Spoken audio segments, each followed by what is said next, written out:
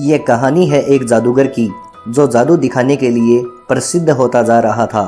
यह बात राजा के दरबार तक पहुंची तो राजा ने उसे जादू दिखाने के लिए बुलाया। जादूगर को लगा कि आज तो जिंदगी की सबसे बड़ी कमाई करने का मौका आ चुका है। जादूगर ने देखा कि छोटे मोटे जादू तो मैं बहुत जगह दिखा चुका हूँ, क्यों न आज कुछ अलग किया जाए। तो जादूगर दरबार में पहुंचा और अपने जादू दिखाने लगा। उसके बाद में जादूगर ने एक ऐसा जादू दिखाया जिसमें उसने राजा का मुकुट ही गायब कर दिया। जैसे ही राजा का मुकुट गायब हुआ, सभी दरबारी हंसने लगे। राजा साहब को यह अपनी बेइज्जती लगी। गुस्से में आकर उन्होंने जादूगर को काल कोठरी में डालने की सजा दी और कहा कि 7 दिनों के बाद में इसे फांसी दे दी जाए। जब यह बात उसकी पत्नी को मालूम चली तो वह रोती हुई अपने पति से मिलने आई। जब वह अपने पति से मिली तो जादूगर मुस्कुरा रहा था। पत्नी चौंक गई कि कहीं ये पागल तो नहीं हो गए हैं। 7 दिन के बाद इन्हें फांसी दे दी जाएगी और ये मुस्कुरा रहे हैं। जादूगर ने कहा, व्यर्थ की चिंता क्यों करती हो, अभी तो 7 दिन का समय है, अभी तो मुस्कुराओ, अभी तो खुश रहो, आगे सब ठीक होगा। पत्नी को लगा कि मेरा पति सचमुच पागल हो चुका है, मौत को सामने देखकर पागलों जैसी बातें कर रहा है। वह चुपचाप वहां से चली गई। आखिरकार फांसी का दिन आ गया।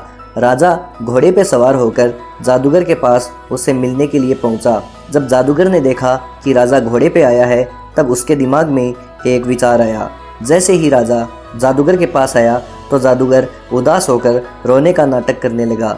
राजा ने कहा, क्यों भाई, उस समय तो बहुत मेरी बेइज्जती कर रहे थे और आज जब फांसी का समय आ चुका है तो रो क्यों रहे हो। जादूगर ने कहा, नहीं महाराज, मैं फांसी के डर से नहीं रो रहा हूँ, मैं तो इस बात से रो रहा हूँ कि मैं बरसों से एक नया जादू सीख रहा था जिसमें मैं चाहता था कि घोड़ा दौड़े नहीं बल्कि उड़ने लग जाए। बहुत मेहनत के बाद में अगले 1 साल के अंदर अंदर मैं वह कला पूरी तरह सीखने ही वाला था, लेकिन अब तो वह कला मैं मेरे साथ लेकर ही मर रहा हूँ।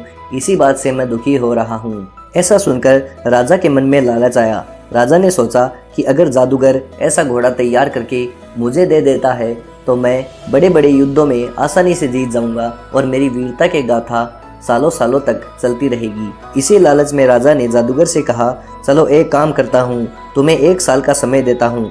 1 साल के बाद अगर वो घोड़ा तुमने मुझे दे दिया तो ठीक है, लेकिन अगर नहीं दे पाए तो तुम्हें फांसी की सजा दे दी जाएगी। तब तक के लिए तुम आज़ाद हो।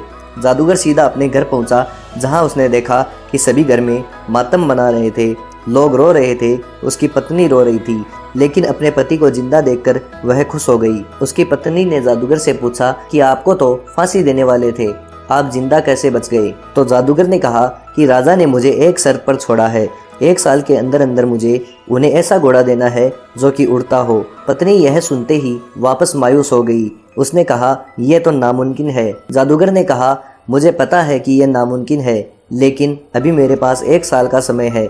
इस 1 साल में तो कम से कम खुश रहो, मुस्कुराओ और ज़िंदगी को जियो। और कमाल की बात यह है कि 6 महीने के अंदर राजा की मृत्यु हो गई और 3 महीने के बाद ही घोड़ा मर गया। कौन सा घोड़ा, कौन सा राजा, बात ही सारी खत्म हो चुकी थी।